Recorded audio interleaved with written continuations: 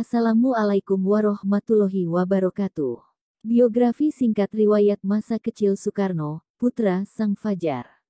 Tanggal 6 Juni tahun 1901, merupakan hari kelahiran Presiden pertama Republik Indonesia, Soekarno. Tentang hari kelahirannya itu, Soekarno memandangnya sebagai suatu pertanda baik karena serba 6.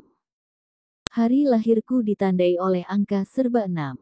Tanggal 6 bulan 6, kata Bung Karno dalam autobiografinya yang disusun oleh Cindy Adams, Bung Karno, penyambung lidah rakyat.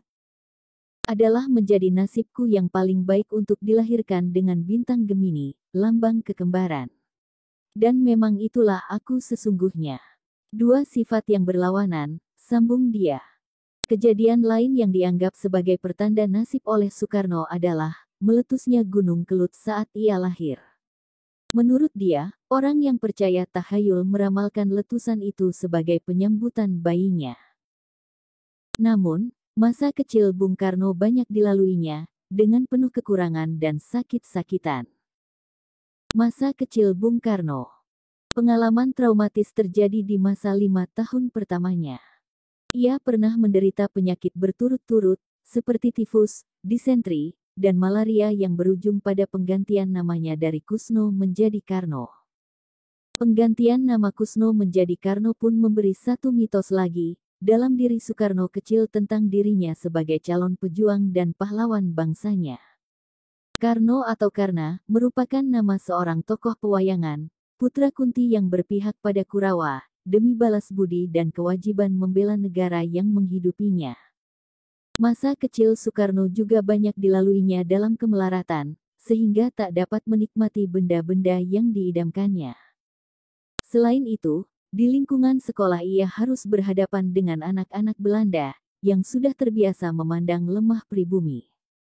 Bahkan, pengalaman itu tampak membekas kuat dalam ingatan Bung Karno. Menurut Cindy Adams, Bung Karno menafsirkan kegemarannya bersenang-senang sebagai kompensasi dari masa lalunya, yang dirampas kemiskinan. Keyakinan sang ibu. Meski dengan keterbatasan itu, ibunya, Ida Nyoman Rai, meyakini bahwa anaknya akan menjadi orang mulia dan pemimpin rakyat. Ucapan ibunya itu terlontar saat Soekarno baru berumur beberapa tahun. Ia terbangun bersama ibunya sesaat sebelum matahari terbit. Konon, ibunya segera memandang ke arah timur, seraya menunggu matahari terbit.